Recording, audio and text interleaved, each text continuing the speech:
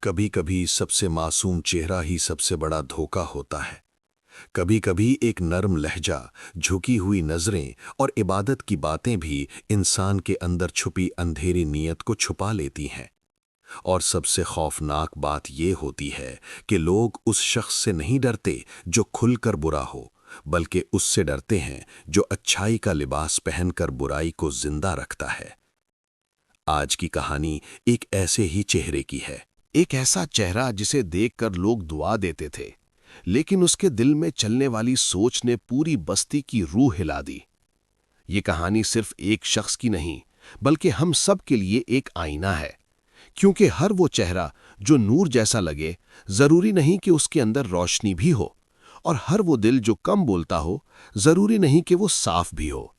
اس کہانی کے اینڈ تک آپ سمجھ جائیں گے کہ اسلام ہمیں صرف چہرے دیکھ کر فیصلہ کرنا نہیں سکھاتا، بلکہ سیرت، اخلاق اور نیت کو پہچاننے کا درس دیتا ہے۔ اسلامی زندگی کا ایک بہت گہرا اصول ہے کہ اللہ تعالیٰ دلوں کے حال کو جانتا ہے۔ انسان ظاہر دیکھتا ہے، لیکن رب باطن کو دیکھ لیتا ہے۔ اسی لیے بہت مرتبہ دنیا میں ایسے لوگ ملتے ہیں جو دکھنے میں بہت شریف، بہت نیک، بہت محتاط اور بہت معصوم لگتے ہیں، لیکن ان کی اصل سوچ، ان کا اصل رویہ اور ان کی اصل نیت کچھ اور ہوتی ہے۔ آج کی کہانی اسی حقیقت پر مبنی ہے۔ یہ کہانی ایک چھوٹے سے محلے کی ہے، جہاں لوگ ایک دوسرے کو نام سے نہیں، رشتے سے پہچانتے تھے۔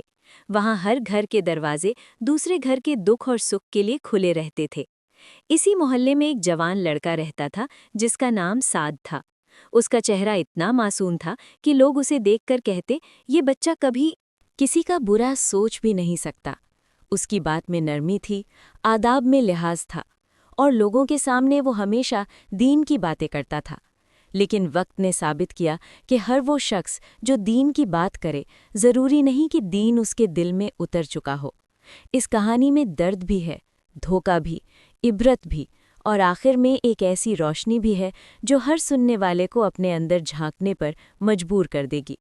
یہ کہانی ہمیں یاد دلاتی ہے کہ اسلام ہمیں صرف نماز، روزہ اور زبان کی نرمی تک محدود نہیں کرتا۔ اسلام ہمیں اندر سے صاف ہونا سکھاتا ہے۔ اگر اندر اندھیرا ہو اور باہر نور کا دکھاوا، تو وہ نور نہیں، فتنہ ہوتا ہے۔ سعد بچپن سے ہی محلے والوں کا پسندیدہ تھا۔ اس کی ماں بہت شریف اور صبر والی عورت تھی۔ باپ کا انتقال اس وقت ہو گیا تھا جب سعد ابھی چھوٹا تھا۔ لوگوں کو اس پر ترس بھی آتا تھا اور محبت بھی۔ مسجد کے امام صاحب بھی اسے اکثر اپنے پاس بٹھاتے، قرآن پڑھنے کو کہتے اور اس کی تمیز کی مثال دیتے۔ جب کوئی بزرگ بازار سے سامان لا رہا ہوتا، سعد فوراً آگے بڑھ کر اس کا تھیلا پکڑ لیتا۔ جب کوئی بچہ گر جاتا، سعد اسے اٹھاتا۔ جب کسی کے گھر مہمان آتے، سعد مسکراتے ہوئے پانی رکھ دیتا۔ ہر طرف اس کی تعریف ہوتی۔ لیکن ایک اور چیز تھی جو لوگ دھیرے دھیرے محسوس کرتے، مگر پھر اسے نظر انداز کر دیتے۔ سعد کو دوسروں کے گھروں کے معاملات بہت جلدی معلوم ہو جاتے تھے۔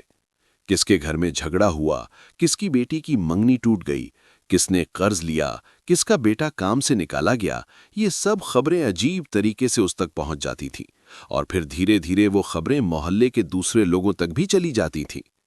لیکن کیونکہ اس کا چہرہ معصوم تھا اور زبان میٹھی تھی، کسی کو یقین نہیں آتا تھا کہ یہ باتیں پھیلانے والا وہی ہو سکتا ہے۔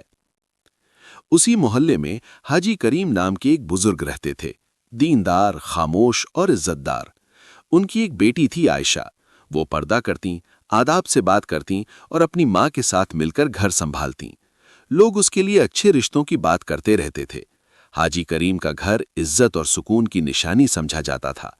سعد کا ان کے گھر آنا جانا بھی تھا، کیونکہ بچپن سے سب اسے اپنا ہی بچہ سمجھتے تھے۔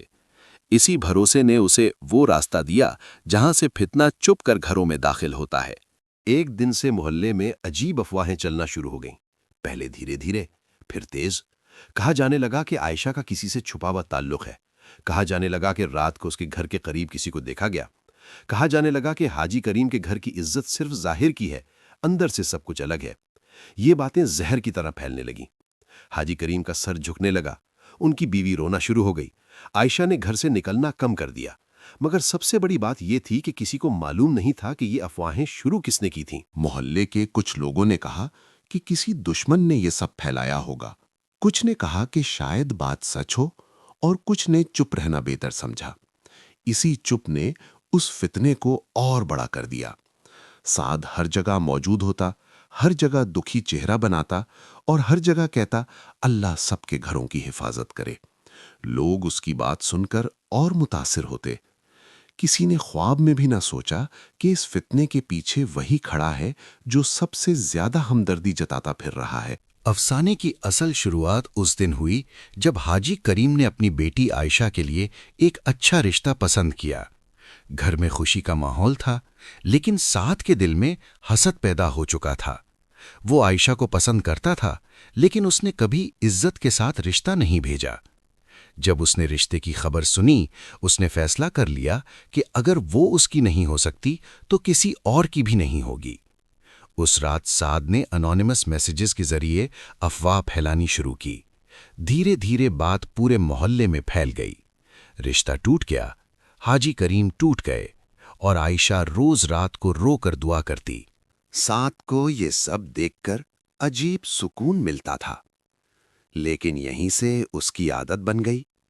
وہ دوسروں کے بارے میں بھی افواہ پھیلانے لگا۔ محلے کا بھروسہ ٹوٹنے لگا۔ پھر ایک دن بلال پر چور ہونے کا جھوٹا الزام لگا۔ اس کی جاب چلی گئی۔ بعد میں پتہ چلا کہ وہ بے گناہ تھا، لیکن اس کی عزت جا چکی تھی۔ یہ سب سعد کی وجہ سے ہوا۔ آخر ایک دن ثبوت سامنے آ گئے۔ سعد پکڑا گیا۔ سب کے سامنے اس نے اپنا جرم قبول کر لیا۔ محلے پر سناٹا چھا گیا۔ جب سعد نے اپنی غلطی قبول کی تو اس کی جھوٹی عزت ٹوٹ گئی۔ وہ رویا اور کہتا رہا کہ اس نے حسد میں سب برباد کر دیا۔